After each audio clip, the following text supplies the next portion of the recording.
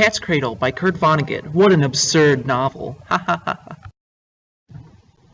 So after the world ends, Mona and Jonah climb out of the oubliette and they start to look for the other survivors. However, Ice-9 has destroyed the world with tons of tornadoes and stuff. It's really bad. They find that most of the citizens of San Lorenzo have killed themselves while doing Bokomaru, just because Bokonon told them to. Everyone touched Ice-9 to their lips, and they all died, frozen like carcasses that are frozen. Bokonon leaves a note that basically says God wanted to kill them, so they should just die. Jonah is horrified at the cynicism, but Mona seems, she's pretty okay with it. She agrees. And kills herself as well. This shocks Jonah, and he's heartbroken. Oh my gosh, so sad. This is a satire on religion, because the San Lorenzans blindly follow Bokononism, despite it openly being lies. How absurd. Ha ha ha.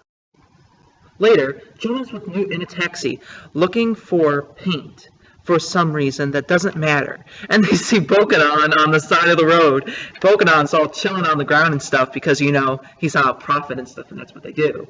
He's trying to finish the last sentence of his book, even though we know it's pointless. Haha, how absurd. He ends up just saying he'll kill himself with Ice-9 at the top of Mount McCabe, while thumbing his nose at you-know-who. It's God. This represents Vonnegut's idea that it's absurd to be religious because we're all going to die and there is no reward. The Plague by Albert Camus. The main character, Rue, is a doctor, and Penelot is a priest, and they're always disagreeing as to the best plan of action for the plague. They're foils and represent the battle of science versus religion. When a small child dies of the plague, Father Penelot insists that it was God's plan to kill the child. Rue refuses to believe this and thinks that the plague is an equalizer, and has no preference as to whom it kills.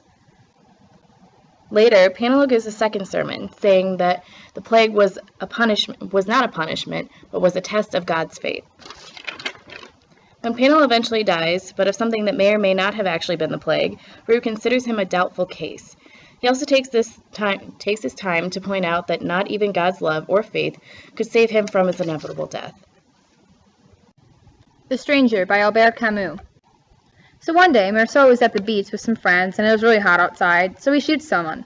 When the authorities bring him in for questioning, the magistrate attempts to force remorse out of him, and fails. Eventually, he shoves a crucifix in his face and asks him if he knows what it is. Marceau's like, yeah, of course I do. And the magistrate is still appalled at his complete apathy toward the murder he committed. So, he asks him if he was sad that his mother died.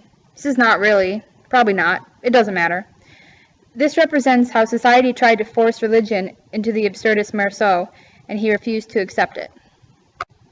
Later, as Marceau is close to being executed, the chaplain keeps trying to talk to him, and after repeated rejections, comes to Marceau's cell uninvited. He tries to comfort him and discuss how everyone else in Marceau's position had turned to God. Again, Marceau feels the pressure of religion and resists. He snaps and begins screaming at the chaplain, saying life is pointless and religion is inherently wrong. The chaplain then cries a little and leaves, and Marceau is left to die. Although he would have died anyway at some point, so I guess it doesn't matter.